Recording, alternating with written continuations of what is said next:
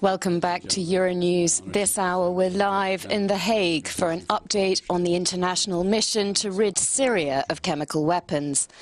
Ahmet Üzümcü, the Director General of the Organization for the Prohibition of Chemical Weapons, is due to hold a rare press conference.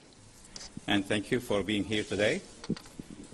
Following the Executive Council decision and Resolution 2118, adopted by the Security Council on 27 September, the Organization for the Prohibition of Chemical Weapons has acted promptly and diligently. Within a span of 3 days, 19 experts from the organization were deployed to Damascus, and part of this team discussed with Syrian authorities the disclosure made by the Syrian government on 19 September. The rest of the team prepared the ground for the upcoming inspections. In fact, the first inspection took place on Monday, and the previous day, Sunday and Monday, 6th and 7th, and some equipment was already destroyed. And this work continues. Another inspection is being carried out today, and an additional team of 12 experts, in fact, is being deployed to Damascus. The timelines in the Executive Council decisions are tight. The initial declaration and a general plan for destruction have to be submitted by Syria by 27th October. First verification activities will have to be completed by the end of this month, and also the production facilities as well as mixing and filling facilities will have to be rendered unusable by that time. A plan for destruction has to be adopted by the Executive Council by 15th November with a view to destroying all chemical weapons capabilities by mid-year 2014. Our experts, both on the ground and here at the headquarters, are working hard to meet those targets. The mission is a joint UN OPCW mission. We are grateful to the United Nations for their substantive support in terms of logistics and security.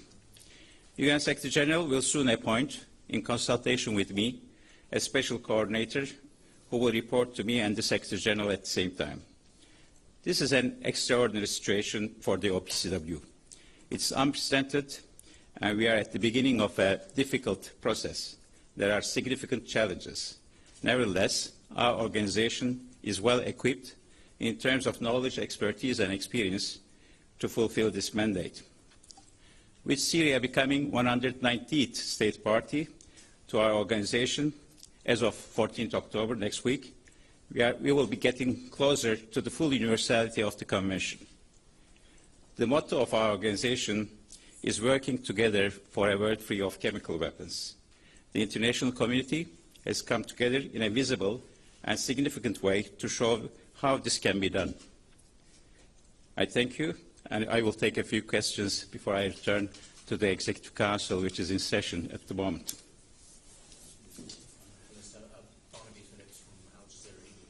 Can you tell us something about the interaction between your officials and those of the Syrian government? What is the nature of the dialogue and the contact that you're having with the Syrian government? As I said earlier, some discussions have been held on the disclosure made by the Syrian government on 19th of September during last week in Damascus.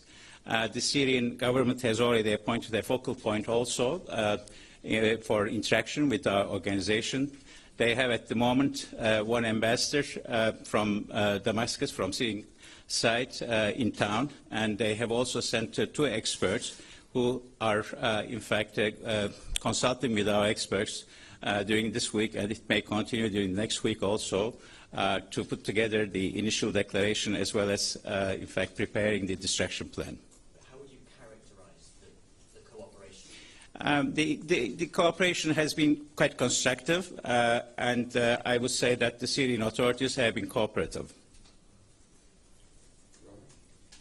You say that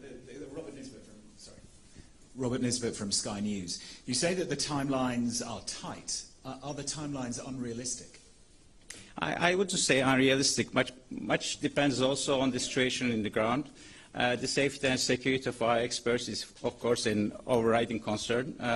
And if the situation does permit, And that's why, actually, we have urged all parties in Syria to be cooperative and to contribute positively to this mission. I think the elimination of those weapons is in the interest of all. Therefore, if we can ensure some cooperation by all parties, and if some temporary ceasefires, in fact, could be established in order to permit our experts to work in a permissive environment, I think the targets could be reached. Of course, there are also questions of logistics and resources, but in terms of resources, we have already received quite encouraging moves from state parties. They have started to contribute to a trust fund that we have established, and I welcome all this. In terms of the cost that you just mentioned, not only the monetary cost, but also the resources you need, how much, well, first of all, cost you need, and how much resources do you need additionally in terms of what you have already? The organization, in fact, has the mandate to verify the destruction activities. And the destruction itself is a responsibility of the possessor state, as it happened in the case of other possessor states in the past.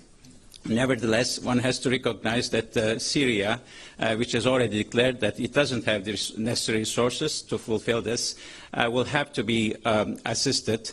And we don't know yet what destruction methods will be. Once we identify them, I think we will have a better picture and we will have an estimate. And then perhaps if the organization is mandated to run this or manage this destruction phase, then we may establish a fund for that. Can you please tell us a bit about what your inspectors have already found on the ground in terms of the number of sites they have discovered, and what have they so far discovered on the ground in terms of how the chemical weapons are stored in bulk, munitions, etc.? Thank you. The Syrian government made a disclosure on 19th, and the mandate of the inspectors, in fact, to verify whether this information which was provided is accurate or not. And they only visited one site, as I said earlier. There are over 20 sites that need to be visited in the coming days and weeks. And so far, they are making an inventory of what they found. And today also, they are visiting another site near Damascus. So it's too early, in fact, to make an assessment of, evaluation of these, of their findings. The Director General will take one last question. Mike Corder from the Associated Press. Director General, are there any plans yet to visit any sites that have not been declared by Syria, that have been declared by other member states? As you know, there is such a provision in the Executive Council decision as well as in the Security Council resolution, but we are not yet there, so there wasn't any information submitted to the organization for considering such an inspection to undeclared site.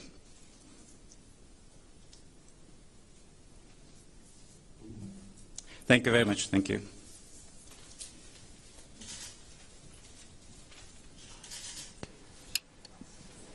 Ahmet Üzümcü there, the Director General of the Organisation for the Prohibition of Chemical Weapons, holding a rare press conference in The Hague on the international mission to rid Syria of chemical weapons. Üzümcü reiterated that the OPCW team, supported by the United Nations, is aiming to destroy all production and mixing equipment by the 1st of November. He said the watchdog will be sending another 12 inspectors to Syria to assist. He called the beginning of the mission constructive and said the government of Syria had been cooperative.